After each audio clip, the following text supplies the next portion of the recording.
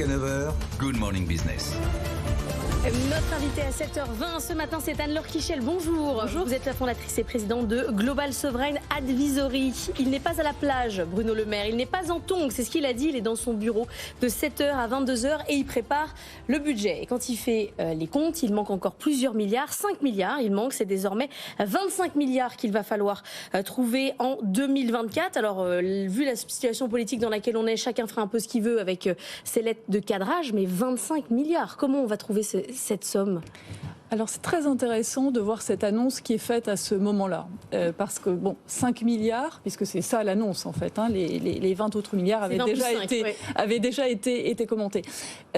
J'ai un peu envie de dire qu'il y a un sujet de forme et un sujet de fond. La forme, le faire à un moment où la situation politique est quand même une situation particulière, pose quand même question. Ceci d'autant plus que 5 milliards, c'est à la fois peu et beaucoup. Alors que le sujet est probablement beaucoup plus structurel. De quoi s'agit-il? Il y a une dette qui est élevée, un ratio de dette sur PIB qui est élevé, des agences de notation qui commencent à montrer des signes, non pas de nervosité, mais qui sont en train de nous dire faites attention, soyez responsables. Et donc je trouve que c'est très important de ne pas commencer à balancer, si vous me permettez l'expression, des chiffres à droite, à gauche, parce que ça pourrait donner une idée de non-maîtrise de ce qui est en train de se passer. Est-ce qu'il y a le cas, non ? Alors, on n'espère pas que ce n'est pas le cas. Mais en tout cas, ce qui est sûr, c'est que là, en effet, les marchés ont très fortement réagi après les élections européennes, on l'a vu.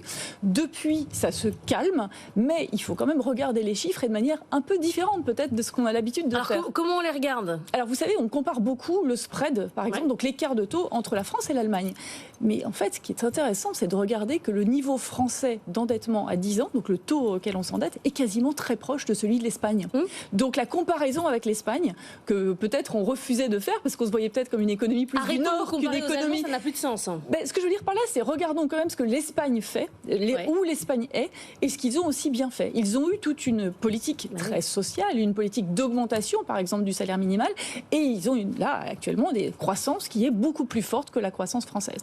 Donc je crois que ce qu'il faut regarder dans les chiffres, c'est l'intégralité des chiffres. C'est le fait qu'on a une croissance, certes, meilleure qu'en Allemagne, mais moins bonne qu'en Espagne et dans les pays du Sud. On a un déficit 5,5 qui est quand même très important. C'est pas la première fois que la France a un déficit très important comme ça, mais ça fait partie de l'historique des déficits très forts de la France.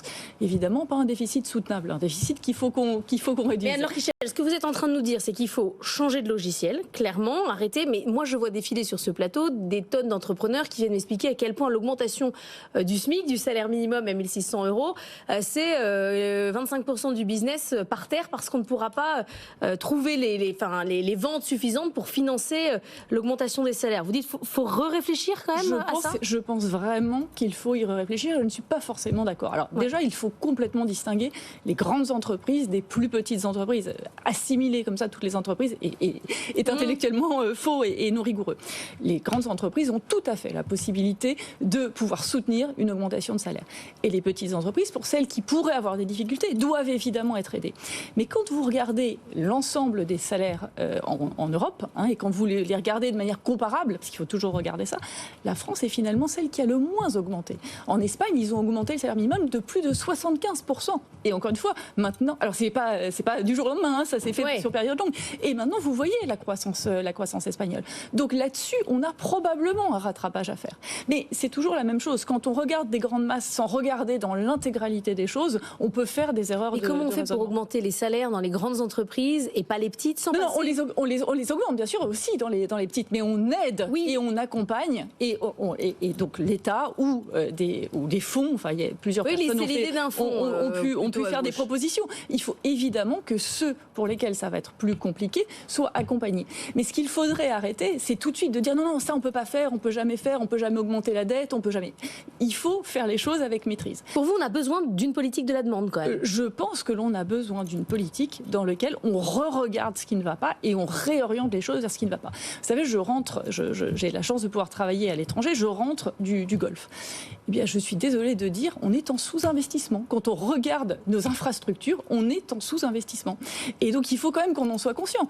Regardez l'état des infrastructures aux États-Unis. ils ont été en sous-investissement massif chronique pendant des années. C'était le plan Biden, c'était...